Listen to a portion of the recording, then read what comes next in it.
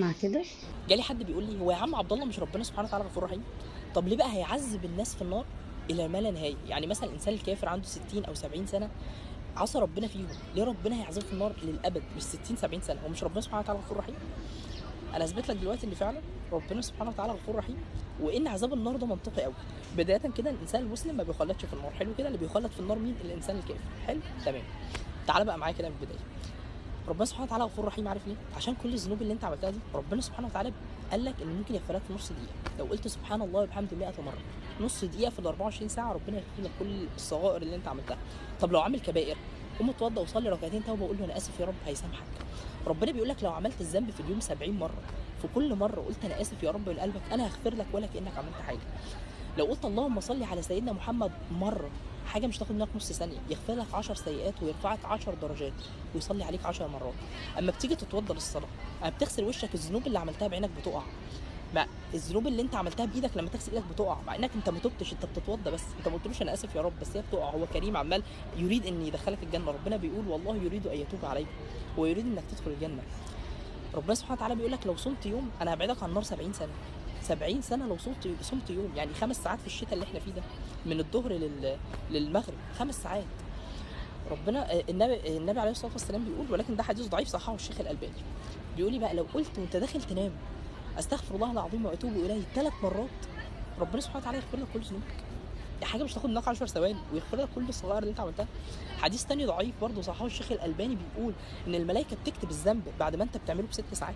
يعني لو انا عملت دلوقتي ذنب الساعه 1 الظهر مثلا، الملائكه تكتبه الساعه 7.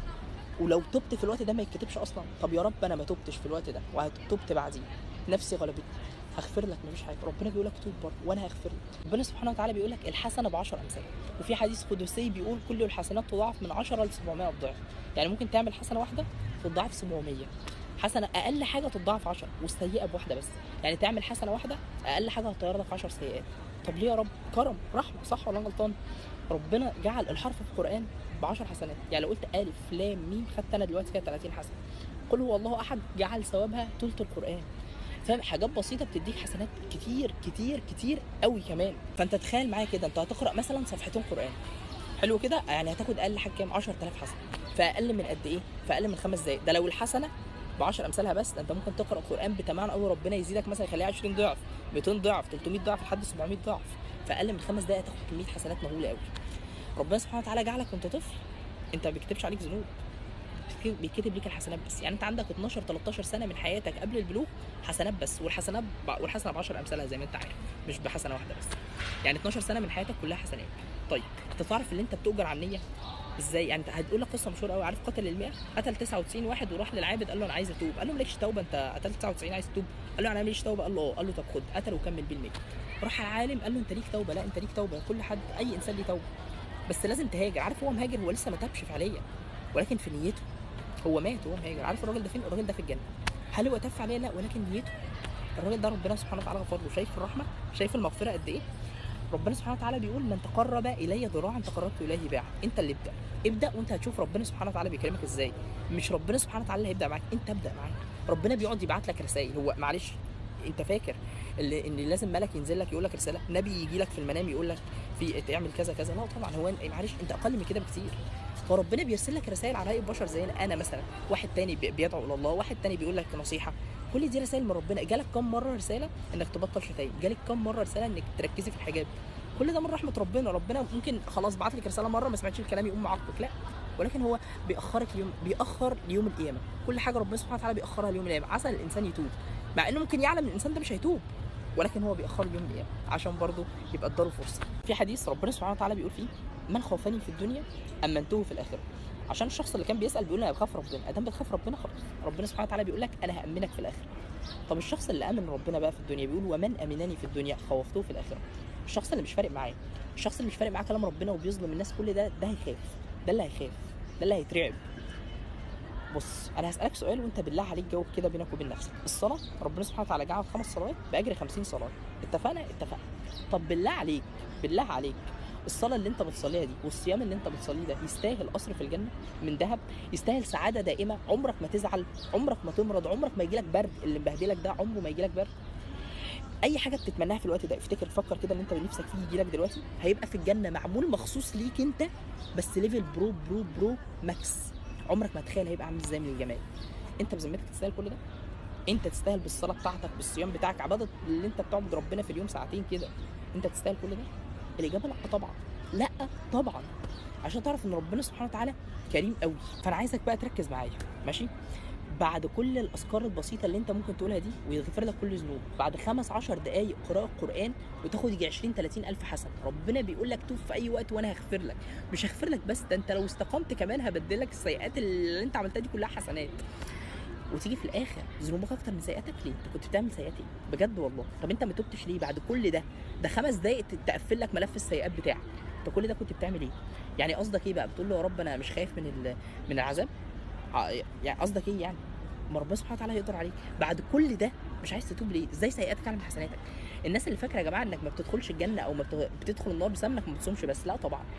هو اذا كان الانسان اللي بيصوم وبيصلي بيعمل ذنوب، ما بالك اصلا ما بيصليش ولا بيصوم؟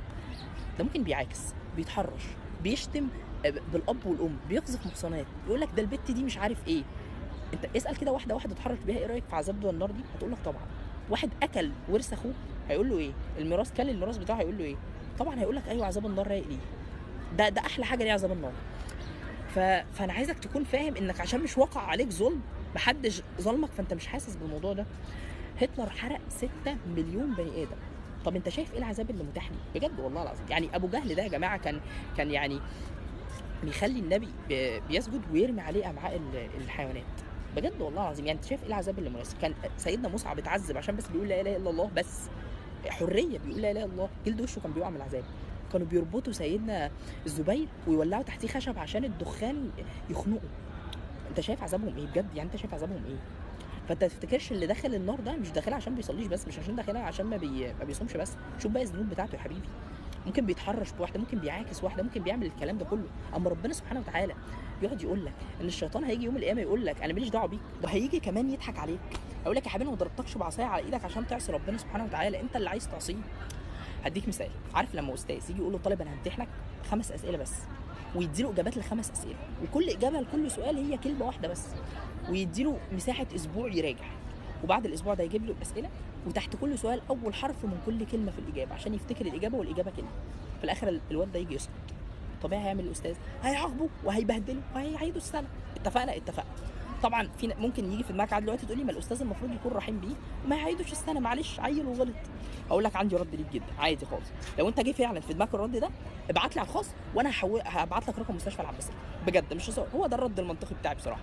لو جه في دماغك ده ابعت لي على الخاص وانا هتعامل معاك. فطبيعي يعني انا مديك الاجابات وبتسقط، مش طبيعي. تقول لي يا عم عبد الله هو عصى ربنا سبحانه وتعالى 60 سنه 70 سنه، يتعذب 100، يتعذب 80، اما يفضل طول عمره مخلد؟ اقول لك منطقي وانا موافق، وربنا سبحانه وتعالى اتكلم على الكلام ده. قال ولو ردوا لعادوا لما نهوا عنه وانهم لكاذبون. مثال، ابو جهل او اي انسان كافر عصى ربنا مثلا 60 سنه، هيدخل النار يتعذب ال 60 سنه ويخرج. يدخل الجنه؟ لا، ينزل سمر كورس يعيد الامتحان تاني عشان سقط، ينزل الدنيا. خرج بقى ابن الناس اللي في الجنه دي، خرجهم بقى كده عشان نهيئ الاختبار لمين؟ للانسان الكافر ده، الانسان اللي كان بيتعب في الدنيا ارجع يتعب تاني ويخرج من الجنه. كنت بتصحى الفجر بالعافيه هتنزل تاني عشان نهيئ له الاختبار. كنت بتتظلم في الدنيا ارجع تظلم تاني. سيدنا مصعب اللي جلد وشه وقع من العذاب، ارجع تاني معلش جلد وشك هيقع عشان مين؟ عشان واحد هيرجع يعمل نفس الحاجه لو اتعادت مليون مره. ولو ردوا لعادوا لما نهوا عنه. فربنا وفر الكلام ده. ربنا يعلم اللي هو لو رجع هيعمل نفس الكلام ما فيهوش خير الراجل ده. هتقول لي بقى طب هو ربنا سبحانه وتعالى يعلم بقى ازاي اللي هو هيعمل كده؟ اقول لك لو جه في دماغك السؤال ده فانت لازم دلوقتي حالا هتبعت لي على الخاص، وهبعت لك برده رقم مستشفى العباسيه. يا حبيبي ربنا سبحانه وتعالى يعلم مكان الماضي وما يكون وما سيكون وما لم يكن لو كان كيف يكون. يعني انا دلوقتي دكتور حلو، لو انا بقى دخلت لو بقيت مدرس ربنا سبحانه وتعالى يعلم لو انا مدرس كان ايه المستقبل بتاعي، مع ان انا مش مدرس. ربنا سبحانه وتعالى يعمل غيب، ما تفكرش بقى ده خلق السماء والارض والكلام ده كله، ما تفكرش. فهو ده الموضوع كله اللي هو لو رجع مليون مره هيفضل يعصي ربنا سبحانه وتعالى. والانسان الصالح لو رجع مليون مره هيرجع يعمل نفس الاختبار. فانت ما تقعدش تتكلم وتقول، ما تتكلمش خالص. ليه؟ عشان انت مش حاجه. انت كل اللي عليك دلوقتي تعمله ايه؟ لايك وفولو وتصلي على النبي وتسكت. سلام.